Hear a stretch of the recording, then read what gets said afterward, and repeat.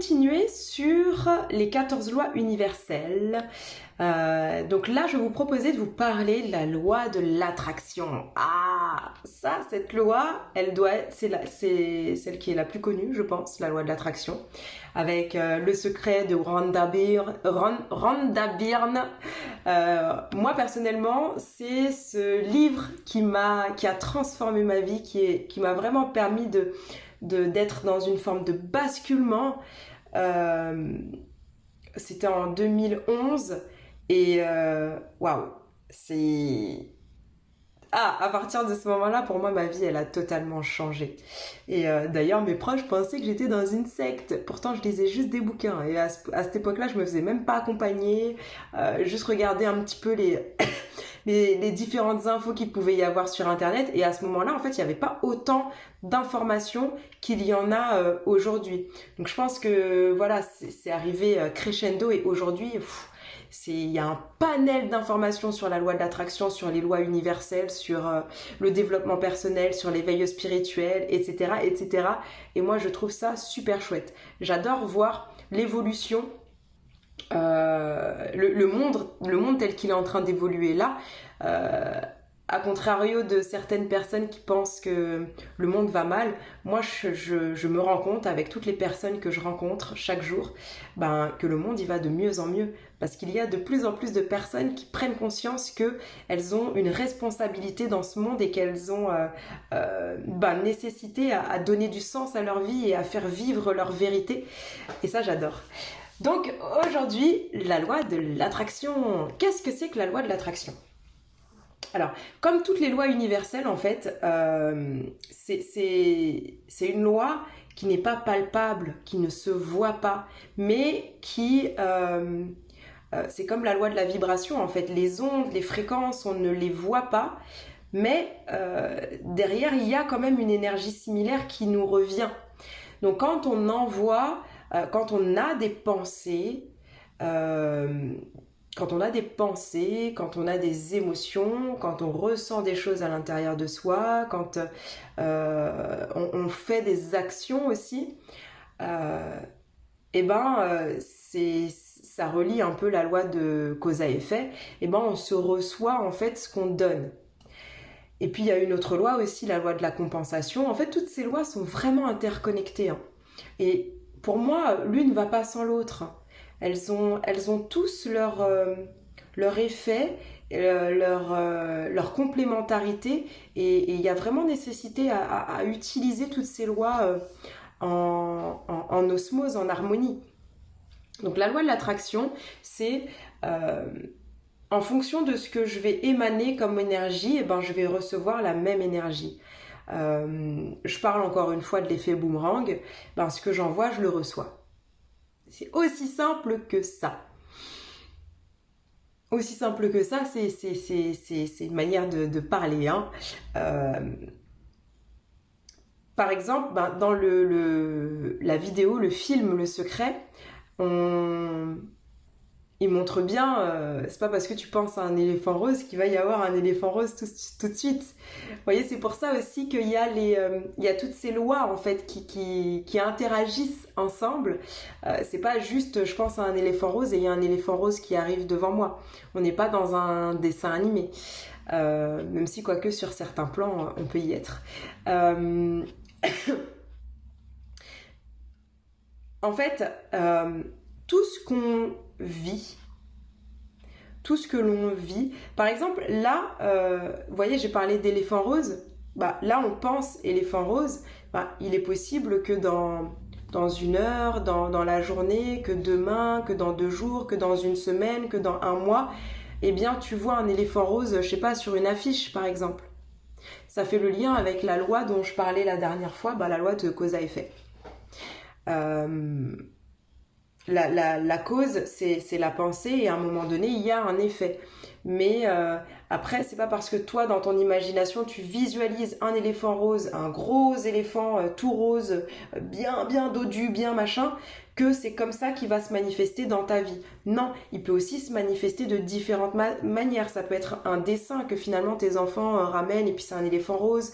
Vous voyez, mais c'est des choses qu'on manifeste comme ça tout le temps, tout le temps, tout le temps.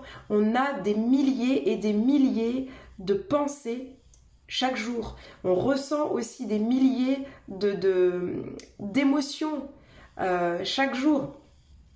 Donc, à tout moment, en fait, il y a des choses que l'on crée sans s'en rendre compte. Et je reviens encore sur la nécessité de prendre du recul sur soi. Prendre du recul, c'est aussi faire attention à l'instant présent.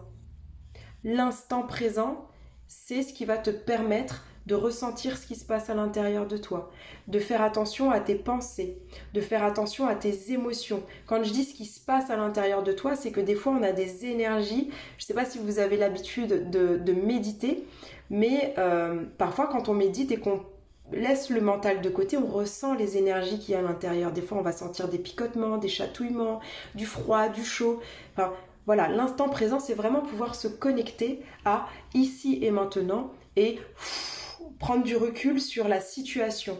Comment je me sens? Ok, je me sens comme ça. C'est quoi la situation là? Ok, c'est ça. Vous voyez? Et là, je vous dis ça de manière succincte et un peu basique. Mais ça demande du boulot quand même. Ça demande du boulot.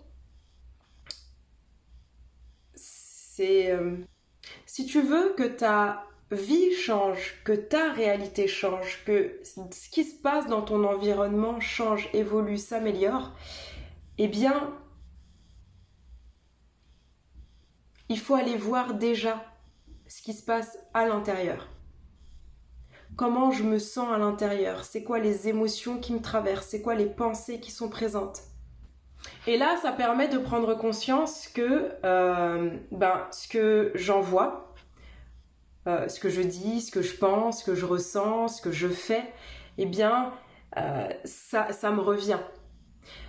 Et vous voyez, avec cette loi-là, eh ben, ça permet vraiment de prendre du recul et de se dire « Ah, en fait, tout ce que j'ai vécu, j'en suis responsable. » Pas forcément fautif, parce que c'était fait inconsciemment, mais responsable dans le sens où, ok, ça veut dire que si c'est moi qui ai créé ça, je peux le défaire et je peux créer quelque chose qui me correspond plus. Tu vois le truc? Moi, quand j'ai pris conscience de ça, je me suis dit, waouh! Non mais on a une pépite. C'est même pas on a une pépite, c'est que on est la caverne d'Ali Baba. On est la caverne d'Ali Baba. Donc, purée, vous vous rendez compte quand même que là, ce que je suis en train de vous partager, pour la grande majorité des personnes qui ne savent pas qu'on est régi par des lois universelles et qu'on a une caverne d'Ali Baba à l'intérieur de soi, là, c'est jackpot, là. Je suis vraiment en train de vous offrir un contenu qui vous permet de prendre conscience que faut tout changer. Faut tout changer. Après, quand je dis faut tout changer, non, j'exagère.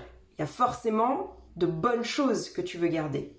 Donc, tes bonnes choses, tu vas les garder, mais autour de ça, tu vas les rajouter encore plus de bonnes choses. Parce que tu auras cette connaissance de toi plus approfondie, tu auras cette clarté sur la raison aussi de ton existence, sur ce que tu peux faire dans ce monde, sur l'impact que tu peux avoir pour toi, dans ton environnement, pour les autres. Vous voyez, pour moi, c'est chouette que de se dire que, purée, j'ai des connaissances, j'ai des choses que je peux mettre en pratique pour amener la vie que moi j'ai envie de vivre. Et plus vivre la vie à travers mes parents, à travers les grands-parents, parce qu'il faut savoir que, j'en parlerai plus en détail peut-être dans une autre vidéo, mais on a nos propres blessures, mais de manière transgénérationnelle, on a aussi les blessures de nos parents, les grands-parents et des ancêtres. Donc, il y a quand même du nettoyage à faire. Mais bon,